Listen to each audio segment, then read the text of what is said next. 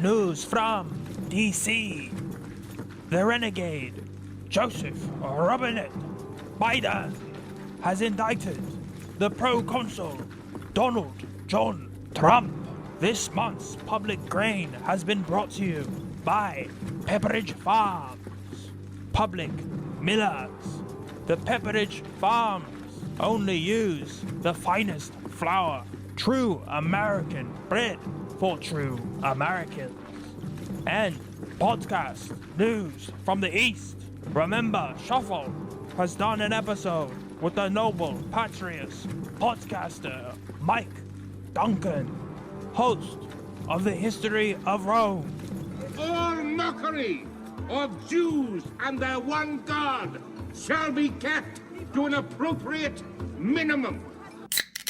It's Britney, bitch. And the Iraq, everywhere like such as. I'm supposed to be the franchise player, and we're in here talking about practice. Ladies and gentlemen, we got him. Out, Shirley! Out! Our next door neighbors are foreign countries. I call upon all nations to do everything they can to stop these terrorist killers. Thank you. Now watch this drive.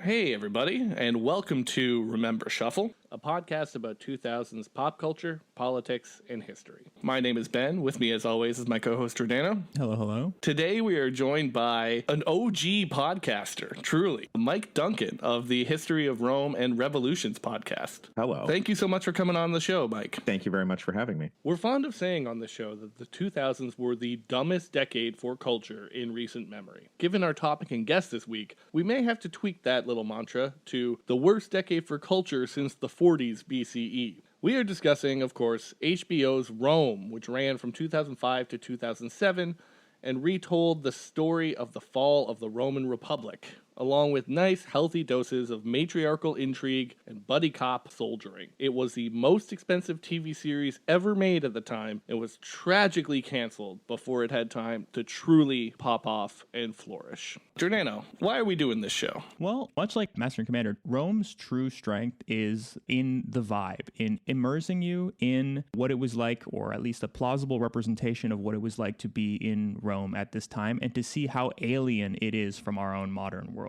And how interesting it is to see how these people thought and behaved. Yeah, as we'll get into, it really goes hard on Roman religion and superstition in a really interesting way. And I think it's interesting to look at these because, as we've said before on our episode about Robin Hood, the sword and sandal genre was huge in the 2000s, and it's something that's kind of gone away. This was a pillar of Hollywood filmmaking generally, in a way that it just is not anymore. Mike, you told us you've recently rewatched Rome. What do you like about this show? Yeah, I had not seen it since it was active, or I think maybe I rewatched it back in the History of Rome days. But then I have a friend of mine who's getting extremely Rome-pilled right now. Nice. Which is great to see. Great. We're encouraging her. And she was about to dive into it. And I was like, I have not seen this show in forever. Like, I wonder what I even think about it anymore. So yeah, I fired it up. And I probably watched them all. Well, I made it through the second half of the second season and then kind of petered out as the show itself does. Yes. But yeah, I remember I actually have had kind of a negative-ish relationship with HBO's Rome, which is a very weird thing. I'm a little bit more down on it than a lot of people are. But in rewatching it, I was like, right, there are tons of things in this show that I love and only a few things that I'm really annoyed at. And it was the things that annoyed me that started looming larger the further I got away from it from my last rewatch. So I think the casting is fantastic. Like the guy who plays Caesar is great. Atia'S is great. Mark Antony is great. Young Octavian is great. Young Octavian really captures this sort of just cold fish sociopath that kind of is kind of coming up in the super like the womanizing style of Caesar versus Octavian, who has to be dragged to a whorehouse to lose his virginity, which is a whole plot point in one of the episodes. Yep. But yeah, I really think the characters, the performance of those characters is really the thing that keeps you going. And it is meant to be a TV show. So if these people weren't good or they weren't likable or they weren't doing a good job, then I think we would all lose interest with it, even if it's talking about some of the most interesting people and events in like world history. So that's the thing that jumped out at me right away, was like, right, I love all of these people. They're great. Yeah, even like if you pull up statues of these characters, some of the actors look exactly like those marble busts. I think the older Augustus, Agrippa, either Agrippa or Maecenas, I think one of those two is just, it's the guy made flesh. Right. Yeah, Agrippa's got a little bit of like Samwise Gamgee's energy. Yes. Which was always a little off, didn't quite hit with me, because I love Agrippa. I famously, in the history of Rome, sort of drifted into man crushing on Agrippa a few times. And I'm definitely a bigger Agrippa stan than I am Augustus stan, because I don't think Augustus gets it. Augustus and Maecenas do not accomplish a lot. Augustus with just Agrippa accomplishes a lot. And if Agrippa had just wanted to go do his own thing, he might have been able to pull off some stuff too, because he was great. Yeah, and before we really get going, digging into the show, I have a quick disclaimer from my end. So this episode might be a little bit different than the ones we've done before, because one of the two of us actually has some credentials in classics. We launched Remember Shuffle when I was finishing up a PhD in classics at, let's just say, a large university in the Northeast. I have yet to say this on the pod for a couple reasons. Number one, I didn't want my students finding the podcast where I make jokes about Bill Clinton being a sex criminal. I thought that might not be good for professionalism reasons. And two, sometimes I felt like being a grad student was a fundamentally shameful position. More shameful even than being a podcaster. So I'm very, very happy to be out of that world. Yeah. But this is an episode where one of us actually kind of sort of knows what he's talking about, and we're joined by another expert in the form of Mike Duncan. So yeah, you might learn something this episode. I'm sorry. Yeah, but I'm a grad school dropout turned podcaster because, yeah, as you say, on the social hierarchy, podcaster is somehow superior to grad students. Is that the thesis on the table here?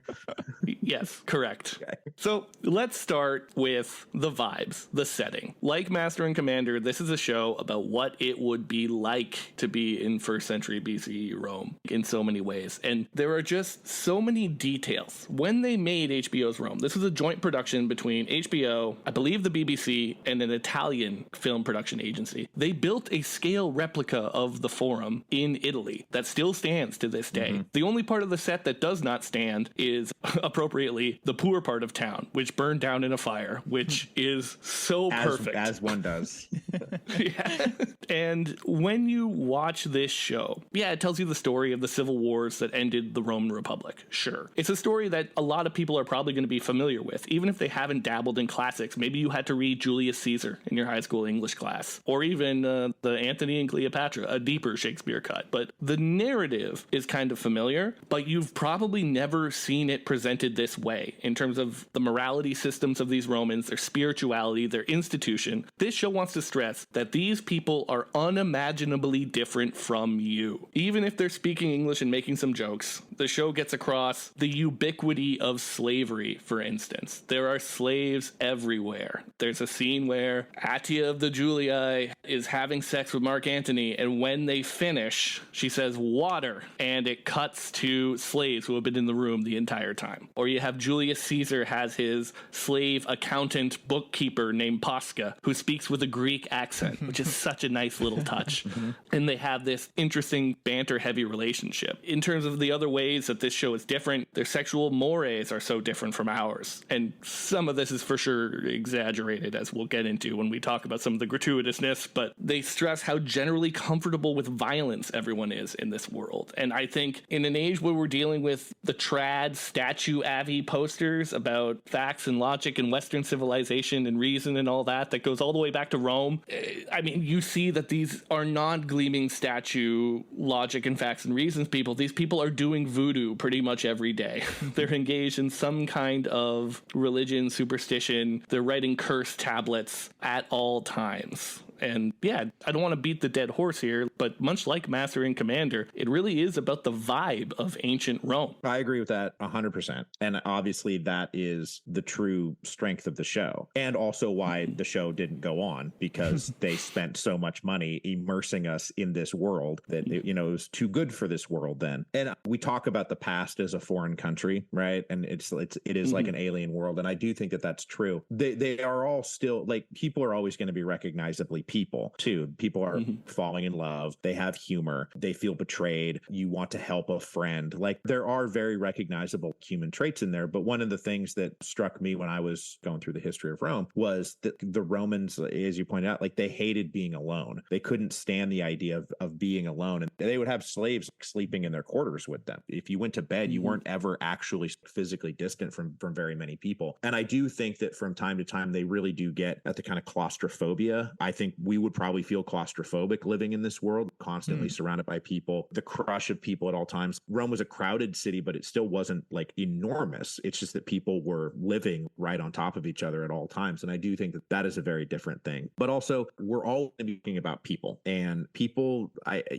hesitate to say that there are such things as, you know, a universal human nature, because you don't want to get too far down that line. But like, are people always going to be making music and dancing to music? Are they going to be falling in love with each other and lust with each other? Yeah. And then, you know, the other thing, you're like the sort of people viewing the Romans as these upright, chaste, rational creatures. Like, no, these were very horny people. Yes. Who were constantly in and out of each other's beds the entire time and acting for very irrational reasons and basing decisions on very, like, the chickens didn't go a certain direction and so we shouldn't have a battle today, or the guy who kicked the chickens off the boat and that's why they lost the battle. This is very irrational stuff. This is not capital R hashtag rationality with a trademark symbol next to it. And they do a really good job of that. Although they do trend into, because I did a treatment for The Storm Before the Storm that I was trying to shop around, and there were some things that I was trying to do different than Rome. And Rome has this very, like, the Romans as stiff upper Brits is kind of a thing that's been really current in the 20th century, because the British Empire kind of got mapped as the Roman Empire kind of in cultural memory. So if you want to have aristocratic Romans, they always look and sound like they live in London and go out for the weekends to their place up in Yorkshire. Yeah, I mean, look at Brutus in this show, who talks with what I call the pith helmet accent. Yeah, exactly. Like, get this man a gin and tonic on the veranda. Yeah, so this is a bunch of stiff upper Brits walking around cosplaying as Romans. So at some point I want to do, and so one of the pitches for the series that I was going to do is I really wanted to make them a bunch of Italians, which is more or less what they were and how they behave, and to take a few more cues from Italian and Italian American cinema as opposed to BBC and high Shakespearean culture, because that's a lot of the way that the Roman stories, like you said, Julius Caesar, comes to us through people like Shakespeare. And so we have this impression of them as being a bunch of Shakespearean actors, basically. Yeah. Right. That makes sense. We've talked on this show before. We were watching Prince of Persia with a German roommate of ours, and he asked, I don't understand, why do they have British accents? And we had to explain, like, it's because it's the past. That's how people behaved. That's how everyone, in the past, everyone is British. Or conversely, like, oh, well, that's a bad guy. Which happens like a lot. Like, why does that guy have a British accent? Oh, well, he's the bad guy. Right. Yeah. But it's an educated bad guy, right? That's the thing. Yes, it's the high culture bad guy is always going to have a British accent. The banality of evil style bad guy. Exactly. No, I love your point about, these are human people with human stories that just have this different outlook from you. Like, there's a moment in season 2, which, as you said, is the weaker of the two seasons, but Varanus is invited to a symposium at Atia'S house, and he feels inadequate. He's like, oh, I can't go there. It's like, wow, there's literally a wine track of parties. He's a beer track guy, and he doesn't feel like he's good enough for it. Yeah, this guy who's this accomplished warrior, rigid in his morality, also feels a little insecure around the upper crust, you know? Yeah, well, Varanus has got lots of problems.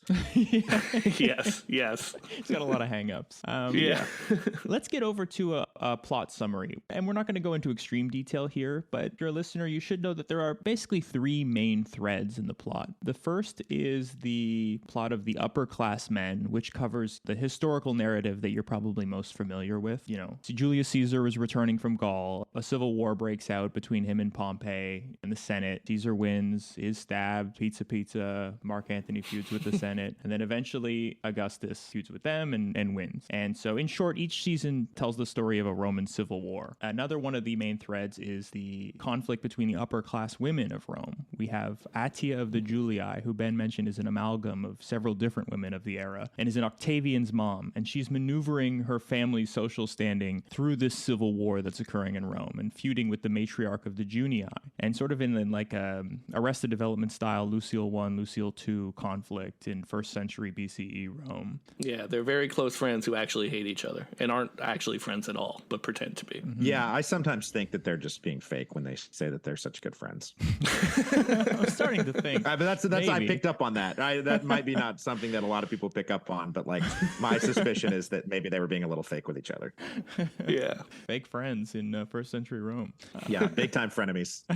But the best one, the best plot line, I think, is the Titus Pullo and Lucius Varenus plot line. These are two invented characters. They are real names that are name dropped in Caesar's commentary on his wars in Gaul as two especially brave soldiers, but their characters are totally made up. And I like to think of them as murderer Forrest Gumps, because they're violent men who do lots of murders, including at one point literally murdering Cicero, which I found a very, very funny scene. But these two guys, these two fictional lower class plebeian soldier types, bounce around the first century BCE, and they are somehow always not only around history when it happens, but like accidentally driving it forward in a kind of Forrest Gump, Mr. Magoo style interaction with history. Like the second episode is called How Titus Pullo Brought Down the Republic. Yes. Because of a gambling debt that he had, or a feud around gambling, someone takes a swing at him and is mistaken for a swing at Caesar, and this kicks off the whole thing. And this happens like at least half a dozen times in this show. Yeah, they really leaned into these two guys are just the walking little butterfly effect of history. Wherever they go and flap their wings, that's which way history goes.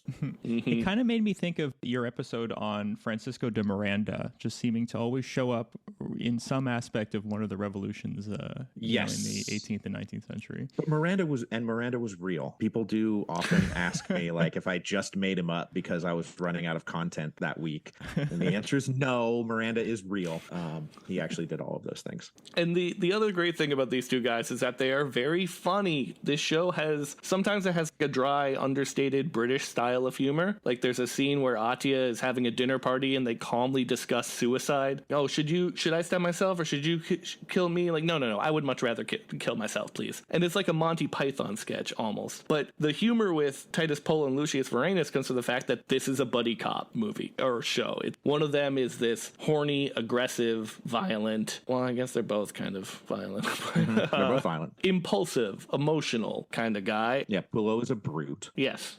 Pullo's the brute. And Varenus, who's the sergeant, the officer, Pullo's officer, is this highly rigid, conservative paterfamilias, as we'll get into. He has some very strict ideas about gender rules. He's very dogmatic in his beliefs on the Roman Republic and traditions, which plays out for comedy a lot. So I do agree that their odd couple bickering is always going to be good, right? I enjoy it when they're kind of like annoying each other, but in a funny way. And I don't even necessarily dislike the fact that they kept going back to the well of these two guys aren't just present for things, but actually the cause of things on top of everything else, right? Okay, it's a convention, it's a show, it's a fun show, like we're enjoying ourselves. But now is the time where I have to go on record and say that I hate Lucius Varenus. I hate Varenus. I think he sucks. And I have never quite understood why it is that everybody latched on to him in particular. And I get their dynamic is fun because odd couple relationships are fun. But Varenus especially is one of the most thoroughly contemptible protagonist characters that I have ever come across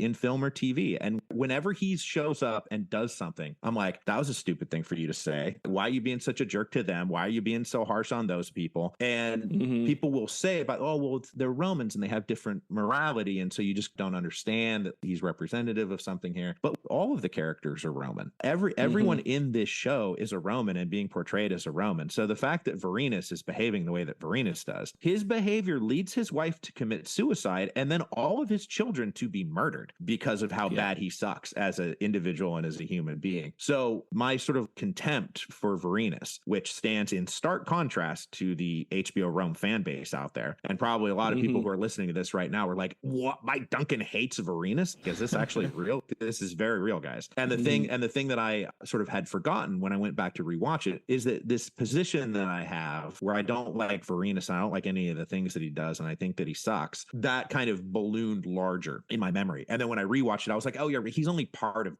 And then of these three plot lines that we've got going on, I think all the stuff about the fall of the Republic, all the high politics is great, right? They do a really good job with it. And it's the matriarchal feuding, that might be my favorite bits. Anytime. Really? Yeah. I love that stuff. It's great fun. And I think that Atia'S a great, like, she's a great sort of villain-ish character, right? She's primarily like an antagonist towards many other people. And I don't think you ever really walk away feeling like Atia'S is a good person or that you should necessarily be rooting for her. But she's, I think, better in that way than somebody like Varinus, who's meant to be a protagonist, right? We're not meant to hate Varinus. I'm not meant to walk away from this characterization of him being like, I don't like this person. I'm meant to think of him as a protagonist. And so in that way, I think Atia'S is fun to watch in a way that when Varinus shows up and it's just him being a dick to his family, I'm like, do I hit the fast forward button? Because I can just skip this. Yeah, it's tough to watch for sure. And it gets a lot worse in the second season too, I think. Because I think in the first season, they try and soften him towards his family, right? They try and have an arc where he's going to be nice to Niobe or what have you. Which lasts like 2 lines of dialogue. And then he goes right back to being a huge asshole to her. Like, and then she's sticking with him because she's so in love with him, because she's so in love with this guy. I don't know. I don't know about these characterizations, fellas. Yeah, it's the worst in season 2 when he gets totally black-pilled after the kids are gone. Yeah. And towards the end of season 2, they do bring them back. It's revealed that they're not killed, but they were in slavery. The kids weren't killed. Yeah, them. Admittedly, I dropped off. I didn't finish the second season before we did this. So the kids weren't actually killed. He just thought that they were dead and then went on. He rescues them. And they rightfully hate him because he literally cursed them, right? Yeah, because he's a horrible person. Yeah, there's the scene where the kid who is the kid of whatever the lover that she had taken while he was off in golf for like a decade. And you think, oh, he's going to maybe be like, look at this horrible thing that I've done. Maybe I should change my thinking about something. And no, he just rejects the kid and curses him. It's like, okay, whatever, Varinus.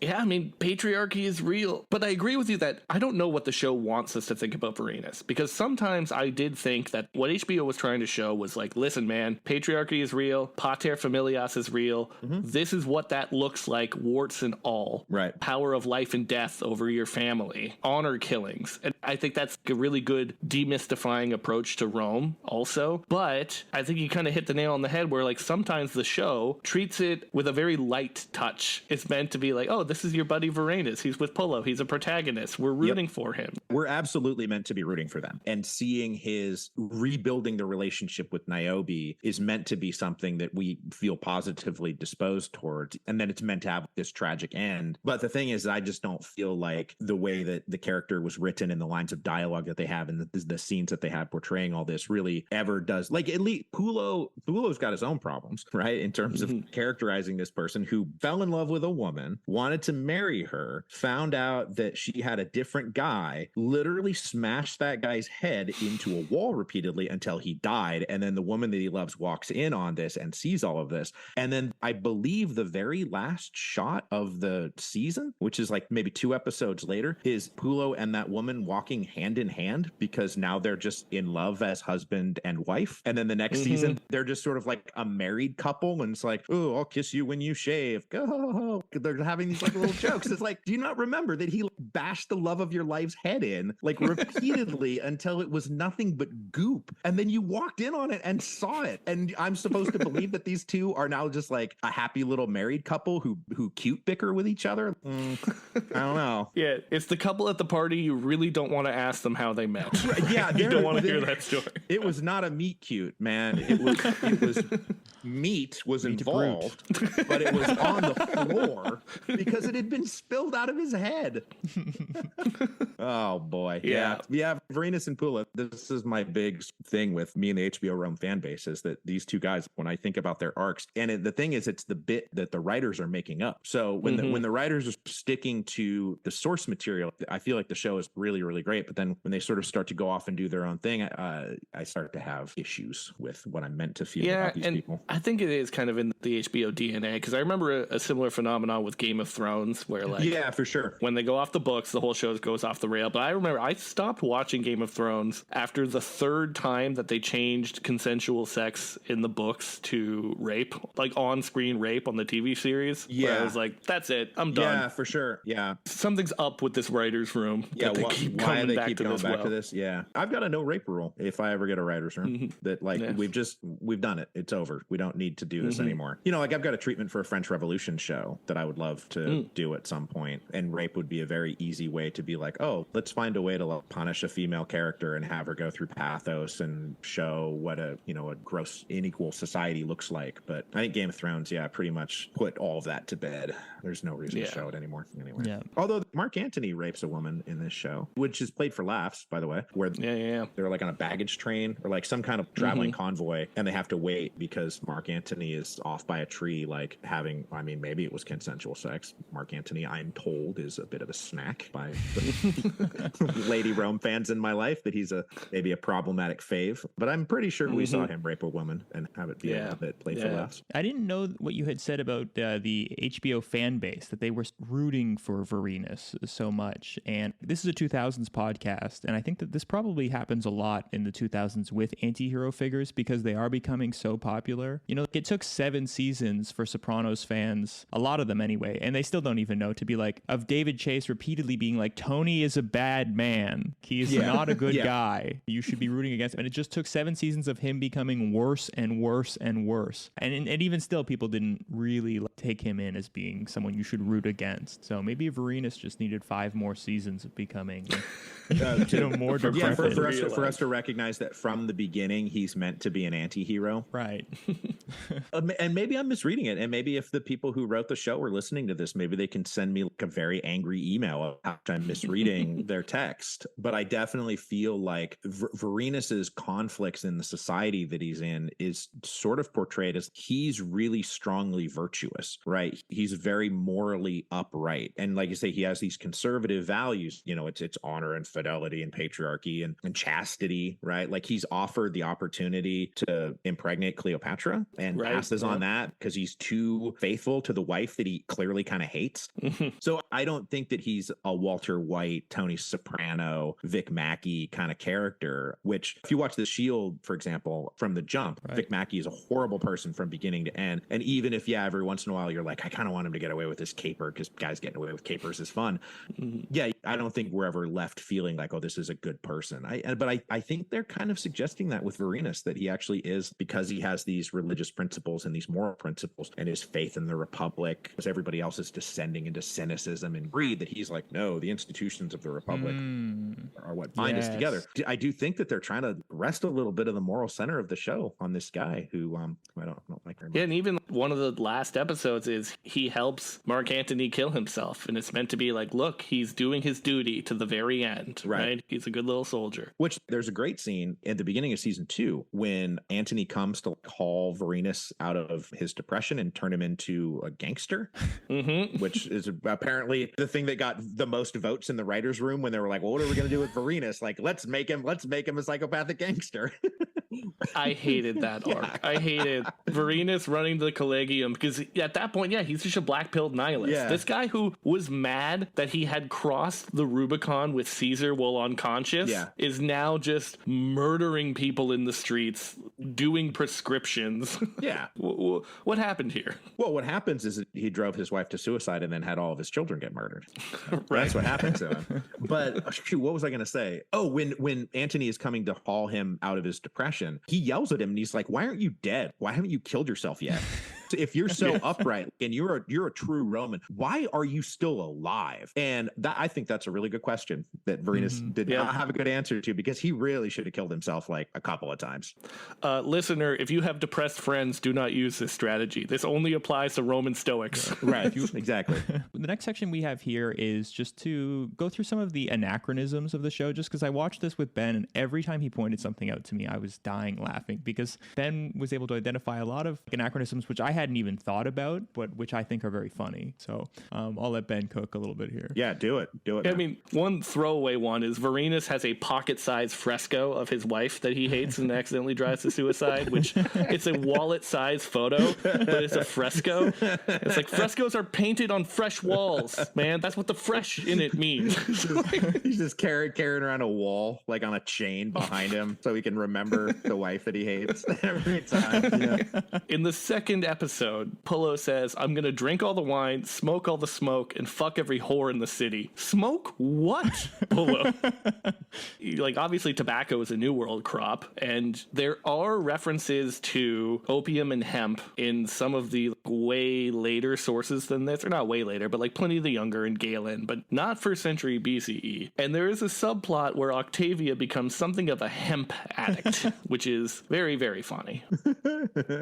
Ati of the Julius says, I appreciate these little chats we have between your drug binges. I did some research. Hemp has a 0.3% THC content. So you know how like some of the aging hippie boomers talk about how weed was less powerful in the 70s? It was way less powerful in the 50s BCE. There were some mushrooms floating around the Near East. The fabulous poppy plant has been known to druggies and dropouts the world over. And I think that's what Cleopatra is meant to be smoking also. Yeah, for sure. But I think the Cleopatra portrayal is kind of schizophrenic. I think they get it better in season 2 than season 1. Because when we first meet Cleopatra in season 1, I think they're trying to go BPD art ho is the energy that they're looking at. Right, sounds right. But in season 2, they portray her like a little bit more competent and whatever. And one that I love is they kill Caesar because they have to. It's a thing that happened. And one of the assassins shouts, "Thus ever for tyrants." Yes. Okay, right. Sic semper tyrannis. Yes. And this is not real Latin from the ancient world. The Latin from the Seal of Virginia, I heard this at a talk at a conference back in my academic days. The Latin on the Seal of Virginia came from a Latin translation of Thucydides' Peloponnesian War, and it was in Pericles' funeral oration when he's talking about what makes the Athenians so great. And he said, we always remain hostile to tyrants.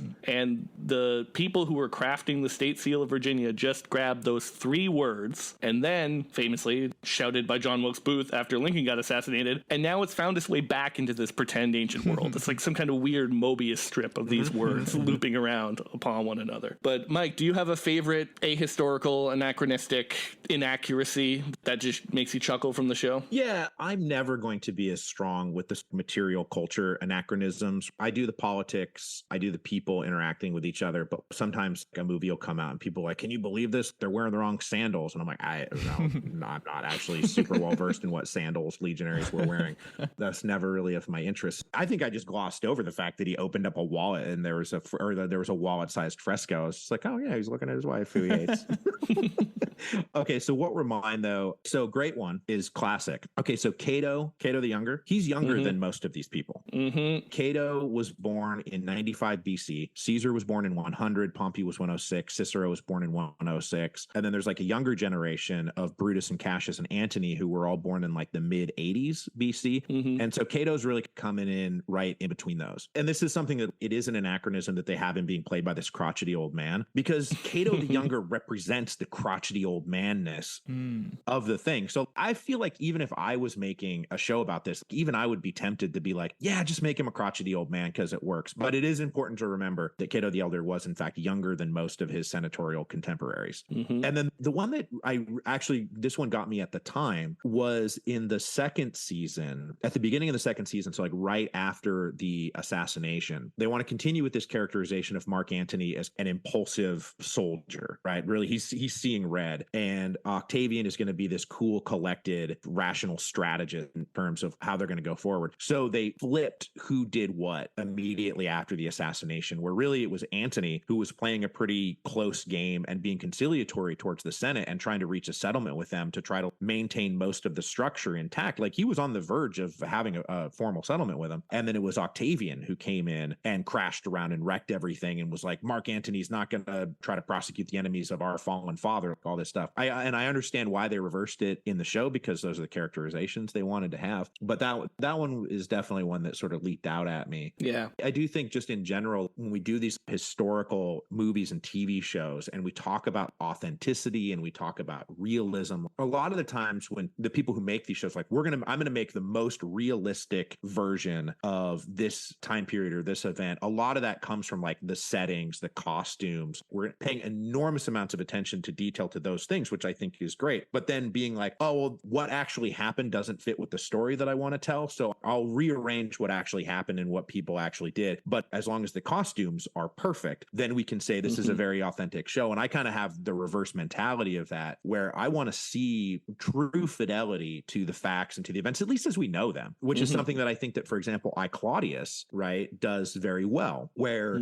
even if Tacitus himself or if Cassius Dio are exaggerating and embellishing beyond the facts, at least Claudius is hewing very closely to the stories. And a lot of the most grotesque things that you see in Claudius are directly out of Tacitus. Meanwhile, they're like on a cardboard cutout stage. The BBC, they're wearing bed sheets. You could probably see the Sears tag on it.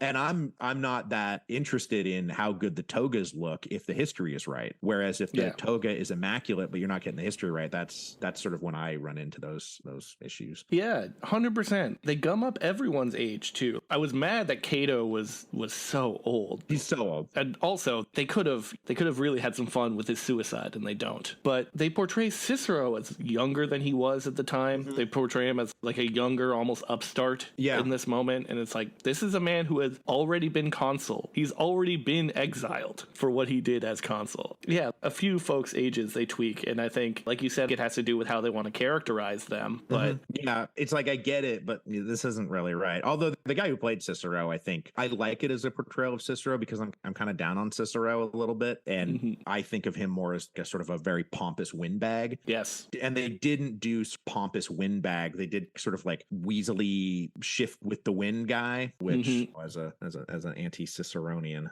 I did enjoy. Yeah. Ben, I'm gonna move us along just to style, just to make sure we stay on track here. So yeah, next up, we've mentioned it briefly at the top of the episode, but this show looks great. Having real props, you miss them so much when you watch something like this, because we all recently watched Rings of Power, and I feel like at times it felt like that was something that was missing from that show, is just this idea of actually having a physical world that these actors were in while it was being filmed. And everything was clearly CGI in that show, and I'm sure it was very expensive, but there is something, apparently human beings can tell the difference. I know that it looks great, but you can really tell that Rome that they're in was rebuilt, like physically with objects. Probably not in a day, but really quickly. That's such a good point. Like, such a good point, because this series came out right before the Great Sea. Like, because when was this current? Do you know off the top of your head? Like, what were the years of this? It was like 01, 02? 5 to 7. Yeah, 2005 to 7. 05 to 07. 05 to 07. So, right. So the Star Wars prequels have come out.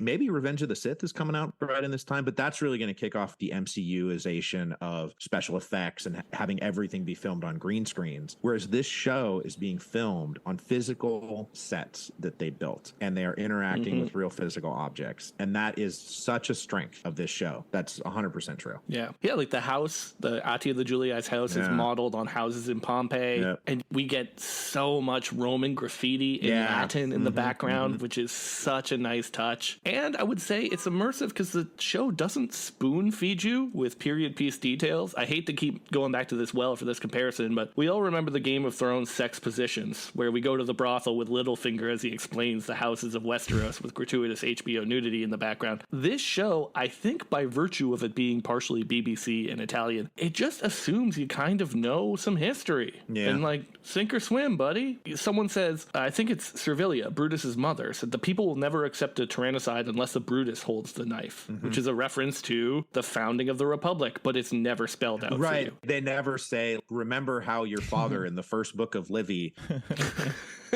came and murdered the last king of Rome. And yes, mother, I do remember that from my lessons as a small child. And now I will live up to those lessons that I have been. Yeah. That's a really good point. And like, there's a great scene where Varanus gives Pullo a history lesson, and he says, I wrote this down, do you think Cincinnatus, Marius, or even the Gracchi would act like Mark Antony does? And Pullo just responds, who? Which I love. That's the thing. Even though those guys annoy me, if those two guys are talking to each other, I'm usually pretty entertained. Yeah. Which they should have read. Maybe Pullo should have read my book, right? Then he would at least know who the Gracchi and Marius are. Yeah. The Storm Before the Storm, available wherever good books are sold. That's right. That's right. And even just to really harp on this style, the language, they include a few words of Latin. They have characters who end questions with ne, which is ne is this particle that in Latin you put at the end of a sentence to make it a question. You can kind of think of it as the Canadian a. Before the arena scene, someone says cave or cave with this one, which is Latin for beware. Cave canem, beware of dog, is on a famous mosaic in Pompeii. But with all that being said, language knowledge, not always on point. So Mark Antony says che brutta figura at one point, which is 100% Italian. And a Greek mercenary appears to bark orders in Italian, opening with ragazzi. And then my HBO subtitle said, speaks Italian. This is Lysander, the Greek mercenary. So a few slips from such a conscientious show, but my theory is that they got some kind of tax break from the Italian government. I'll bet, yeah. And I'm very sympathetic, honestly, in the grand scheme of things, to anybody who's trying to do something like this, because people like you and me are going to nitpick it to death, right? And there's like 10 million decisions that you have to make, and you're going for different things, and you're being pushed and pulled different ways. So it is with a degree of fun that we find these things inside of Rome, because they tried really hard and they did a mostly great job. Yeah, 100%. Yeah. Closing out our style thing, we got to talk about gratuitous HBO nudity a little bit. Yep. And listen, I'm not a Puritan. I'm not a prude. I don't mind. But some of this does feel like really pushing the 2005 cultural envelope. So like most egregiously, I think, with the incest plotline, which is nowhere attested in any ancient sources, but they have Octavian have sex with his sister because his sister was groomed by an older woman into doing this as part of the frenemy plotline. Yeah, I don't dig it. I don't like what it does to the character. I wasn't a fan. Yeah, it seems to be a little pastiche from Nero and Caligula, where, like you were saying, that things from other bits of culture get sort of backward coded into these characters. And so, number one, if you're going to make a sword and sandal movie or TV show, there needs to be at least some gratuitous sex. Otherwise, you're not hitting one of the key, one of the key markers of the genre. So I understand why they were slipping that stuff in there. But yeah, like let's have some Caligula Nero stuff in here, because people think Romans and they think aristocratic Romans, and they're like, oh, well, they must be incestual, so let's just write it in there, even though, like people say lots of mean things about Octavian. I don't remember that being one of them. Yeah, if you wanted to have Caligula plotline HBO, you should have kept making the show until you hit Caligula. Yeah, oh man, that would have been great. We're in season 26 of HBO's Rome. We've just introduced Caligula. Like, oh. When's this Rome show gonna end? I got bad news for you, bud. It's nicknamed the Eternal City. Yeah, man, Philip K. Dick said it. The empire never ended. Just a quick editor's note here. I said there was copious gratuitous nudity and or pushing the mid-2000s cultural envelope in HBO's Rome, but I didn't really provide any examples other than the Octavius incest plotline. So I'm coming in on the edit just to read to you verbatim from some of my watching notes to hammer that point home. This is the raw, unedited, uncut shit that I was writing as I watched HBO's Rome. Mark Antony spitting facts with his penis out. God damn, Caesar straight up abusing women. And we got Mark Antony slapping Atia'S. Show does not shy away from displaying men hitting women. And we got Peen. This show's pretty over the top with the gratuitous nudity and sexuality/sensuality. Arbitrary and gratuitous shot of Atia'S the Julii jacking it to remind you that it's not TV, it's HBO. Girl on girl grief kiss, because HBO. Also, low-key grooming right here. Servilia invites this teenage girl over to her house for weaving, oldest trick in the book. Pullo describes Cleopatra as, quote, wet as October, which is really funny. Something that only works in a soft Mediterranean climate. The cuts from Caesar Cleopatra fucking to his ex Servilia seducing her rival's daughter are kinda eye-rolly. Boy howdy, we sure are watching HBO, aren't we? And that's just some of the things from only the first season. I think we're running a little bit long here, so should we hop on to themes next, Ben? Yeah, let's do it. And I'm really excited for the first one. We're talking about political change. I think if you made this show today, there would be a shoehorned, obnoxious, make Rome great again Trump analog. They would try to map contemporary politics onto ancient Rome. And I think that this show does a very good job of not really doing this. So it tells the story story of the fall of the Republic. And I think, to put this in very simplistic terms, these politics don't map onto ours, right? The redistributive economic policies are put forward by some authoritarians. And the people who are always harping on the Republic are just oligarchs, right? Who do not believe in any kind of redistributive policies. It doesn't match on to our right-left binary that we have now. And I think the show thrives for that. Giordano and I actually disagree on this. I think that the show is pro-Caesar in its portrayal. Giordano thinks it's more pro-Pompey Cato. Mike, well, how do you think the show falls? I tend to think of this as Augustan propaganda. Okay. Yeah, but very specifically because, you know, how we're saying that Pulo and Vorenus do everything. So you have this show postulating that Caesarion, who is Caesar's child by Cleopatra, was in fact fathered by legionary Titus Pulo. And that is exactly the kind of thing that Augustan propagandists would have spread far and wide in the Eastern Mediterranean and in the Western Mediterranean when trying to assert and make sure that Octavian's claims to being Caesar's true heir are not in any way, shape, or form challenged, because it's not even his kid. It's legionary Titus Pulo who did that. I was joking with this with a friend of mine who's getting Rome pilled. That, like, if you go ahead, like, let's go ahead like 1,000 years or something, and people are sifting through the sources on ancient Rome. It's like, well, we have this one text, well, we only know it by the initials HBO. Like, we don't know who actually wrote it. But in this version, there was a legionary who actually fathered Caesar's child. But that would fall directly under Augustan propaganda. The reason why I feel this too is Caesar and Mark Antony are just more compelling. They get more screen time too. They're more compelling than sort of their senatorial adversaries. And so I feel like it's, in that sense, pro Caesar more than pro Senate. But I would love to hear Giordano's. What do you think?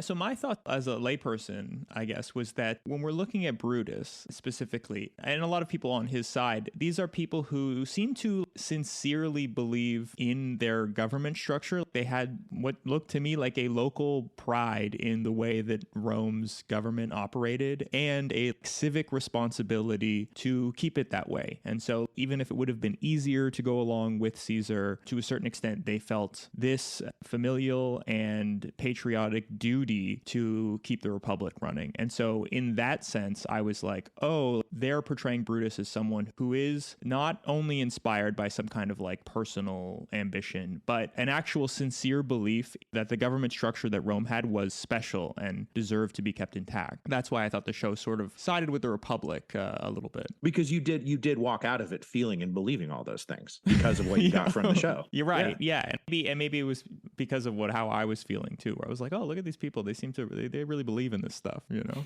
And I mean, the show does give Brutus a pretty honorable death. That's one of the changes that they make, is both Brutus and Cassius kill themselves around the Battle of Philippi. But this suicide by legion that Brutus does is he strips off his armor and he walks into the opposing legion, and he's stabbed kind of in much the same way that Caesar was stabbed, you know, unarmed in a crowd of men. So it kind of gets at that guilt that he might feel for his action as a nobleman.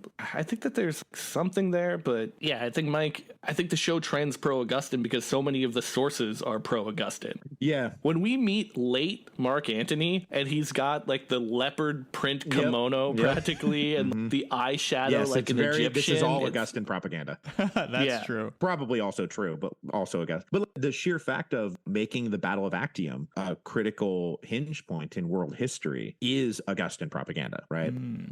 That moment that we all believe this is the moment when X, Y, and Z happened. Well, yeah, because that's what Augustus then spent the next 30 years convincing everyone of, like making birthday cakes with ships on them and trying to impress his family with it. But that's an I, Claudius reference.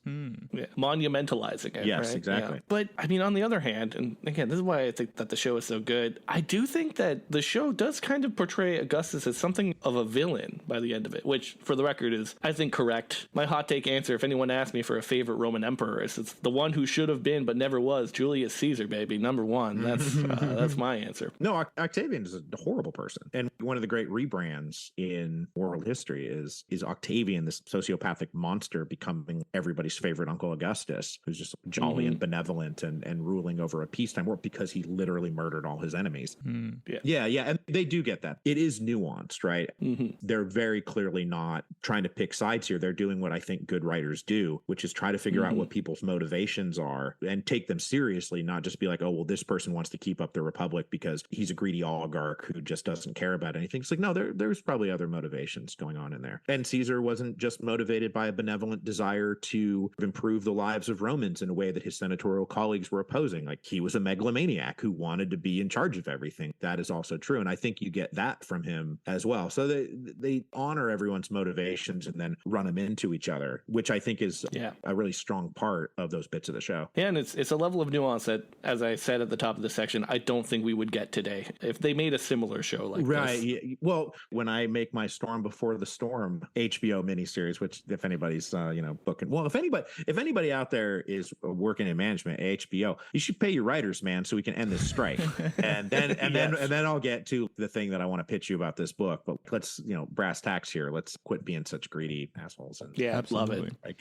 Mike, you anticipated one of our questions, which was, is there another period of civil strife you would like to see get a high budget miniseries production of? Absolutely. It's the period between 146 BC and 78 BC, which roughly coincides with a certain Roman history book that was written by me several years ago.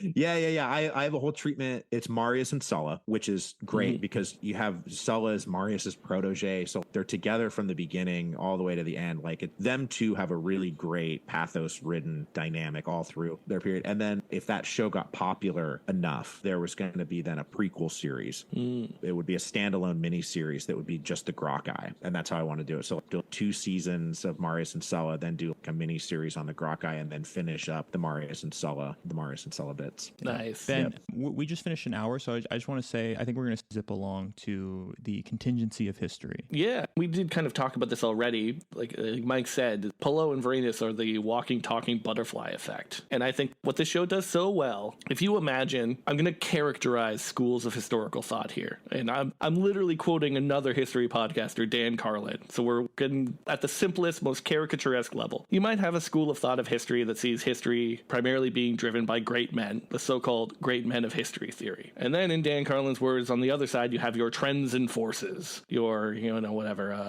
economic kinds of forces that drive history, and there's less individual agency involved. And then in between the two, I guess you can just have random shit-ass luck. This is something like the Union finding the Confederate battle plans before Antietam in a field somewhere that all of history hinges on. And one of the things that Rome does so well is that you get all three of these arbitrary and, I stress, caricaturesque poles, where you have this kind of decadence is portrayed, which is something the Romans themselves saw going back to Sallust, but this kind of decadence of the aristocracy, their infighting with one another, all that kind of stuff. You also have your great men of history, the greatest to ever do it, Julius Caesar, who comes over and knocks over the whole thing. And then you have Titus and Pullo in the middle. And the show does such a great job of weaving all of these things together, I think. I agree with you. I do think that it is historically inaccurate that legionaries Titus Pullo and Lucius Varenus caused everything to happen, one bit after another.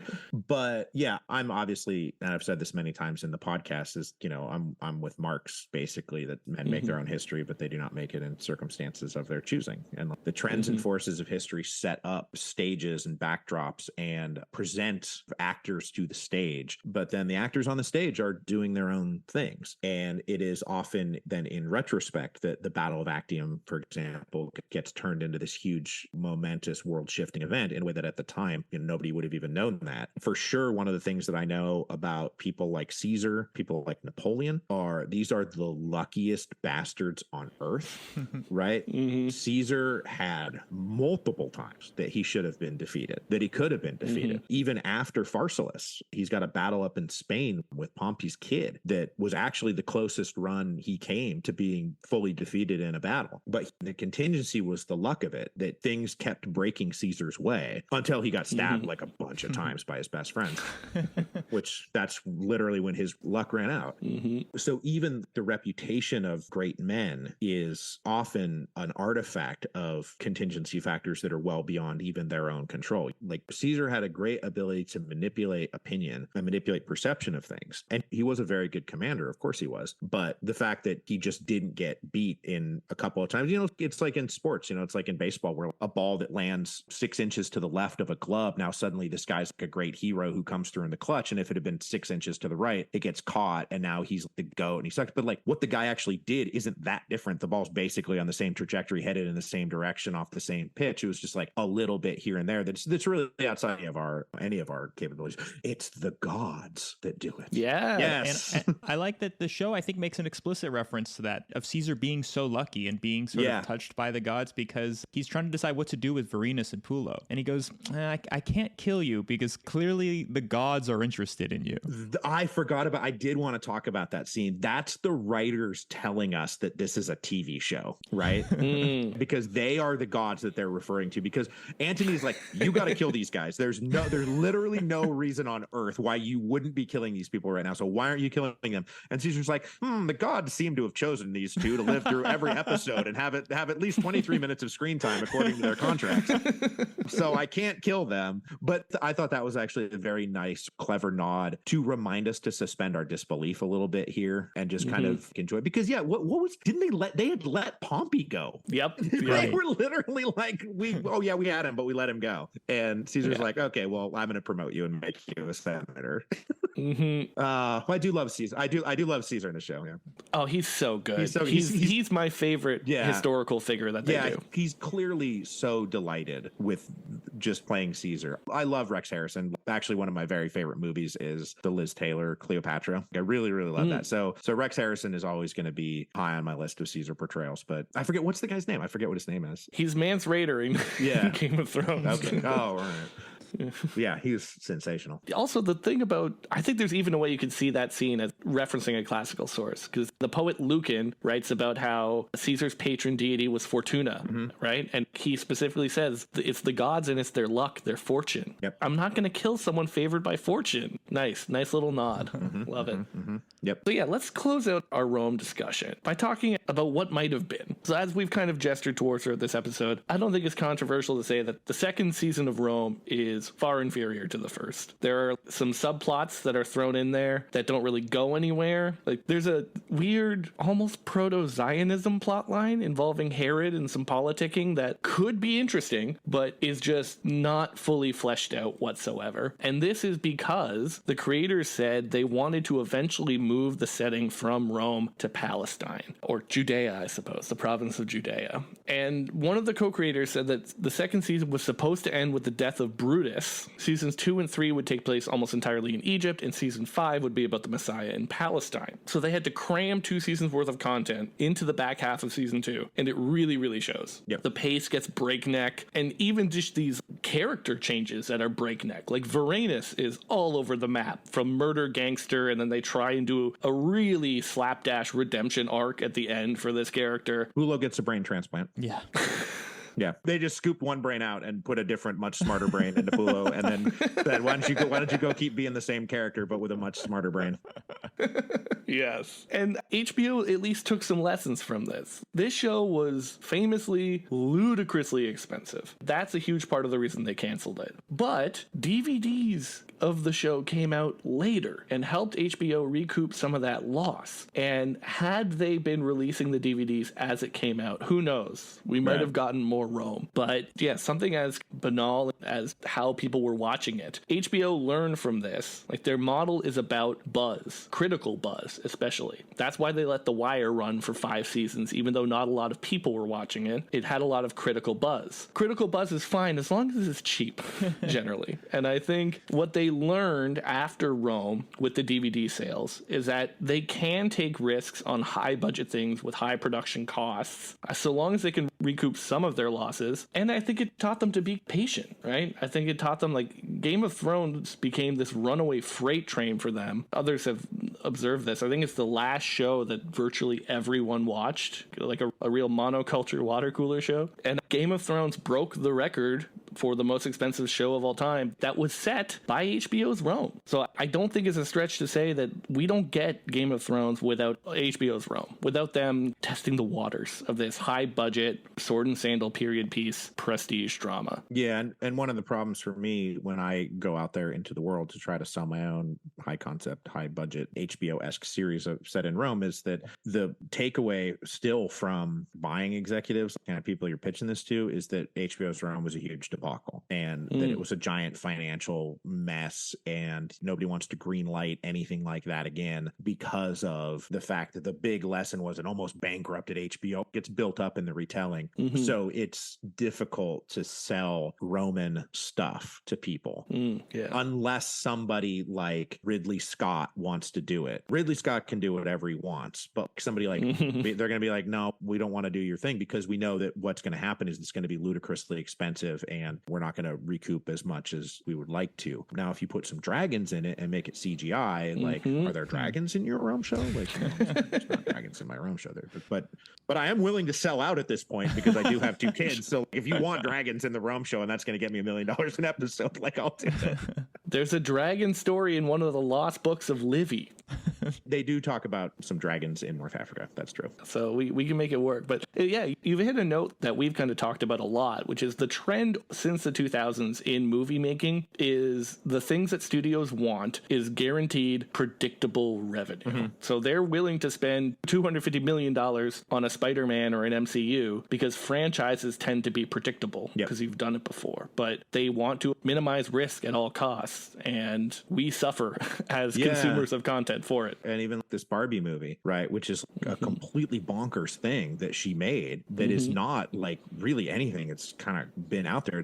It feels very new, but it's based off of arguably the single most recognizable toy in American culture and even in world culture. So yeah, even then we're a little bit trapped here. Trapped in the IP cycle. But that's okay because I have lots of IP from the Revolutions podcast and from the History of Film podcast, and podcasting is hip and cool. Have you ever heard of Serial? Yeah. That's a very popular show.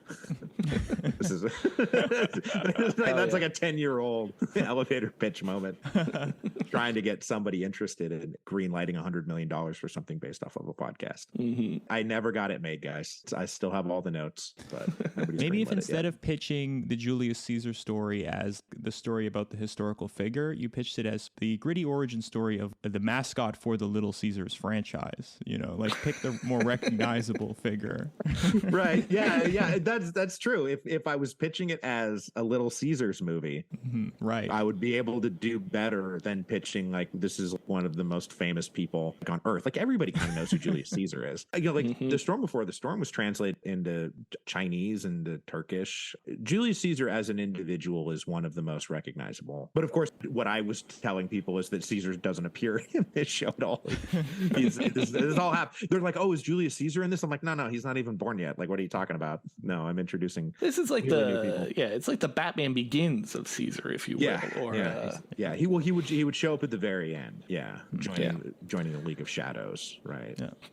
My favorite Caesar story that I would love to see on film sometime is, of course, the story of him and the pirates, where when Julius Caesar was a young man, he was abducted by pirates, and they had a ransom for him. And being an imperious noble Roman, he said that the ransom wasn't high enough, and he insisted that they demand a higher ransom for him. And, you know, he's exercising with them on the deck. Julius Caesar's a badass, so he's fitting in with these pirates, but he keeps joking that he's going to crucify them once he comes back. And then his family scrounges up the money, more money, thanks to Julius Caesar's negotiation, pays the ransom, and Julius Caesar goes back and does that. He finds his old captors, defeats them, and crucifies them. At I think he's like in his late teens, early 20s at this point. He's very young. For years and years, and you can throw this in your missed opportunities for culture. There was going to be a young Caesar movie starring Mark Wahlberg. Whoa. Damn. So we were all denied Mark Wahlberg as young Caesar, which I think we can all agree is a travesty for culture. Because, man, what a field day we would have with that one. Hey, too, Brutus? You got to be kidding me. Yeah, as long as he does Caesar with a Boston accent, I'm just going to be...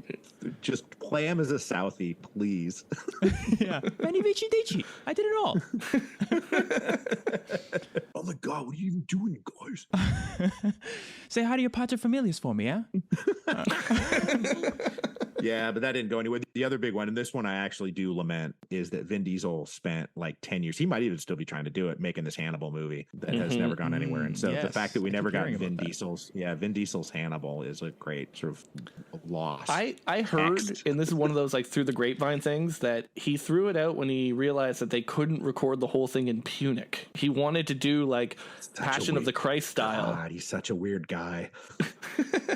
love Vin Diesel. Our next two episodes are on Troy and Rome, and these two pieces of media are on sort of two sides of the same coin, and one is very good and one is very bad. And then in our next episode, hopefully get into what makes Troy so bad on the opposite side. So this is a show that has great characterization compared to like Troy's cardboard cutout characters. We have people like Antony, Caesar, Augustus, all having very separate, distinct characters in the story, and then making up historical characters in Pulo and in Varenus, which are awesome. Yeah, and then you also have characters that are amalgams of three different people, because the Romans, they didn't have a lot of names. I think this is part of the problem. There were so many reused names among the ancient Romans, so they amalgamized like three different women into one character, for instance, to kind of streamline the story. I think one of the few things you can say is kind of decent about Troy is that it does have some pretty good action choreography, and HBO's Rome is a show that pretty much jettisons a lot of these big set-piece battle scenes. So it's another area in which they're Dr. Jekyll, Mr. Hyde of one another. Yeah. And then even just little things. Troy has this stacked cast of professional actors who are all phoning it in. Peter O'Toole apparently walked off the set on the first day, whereas Rome is mostly relative unknowns at the time who absolutely crush. And I guess finally you can even say in terms of scope, this is a mini-series. Well, it wasn't meant to be a mini-series. It was meant to be 5 seasons, but it got canceled. But this is a show that covers decades of history in 22 episodes, whereas Troy condenses the 10-year Trojan War into what is like a weekend,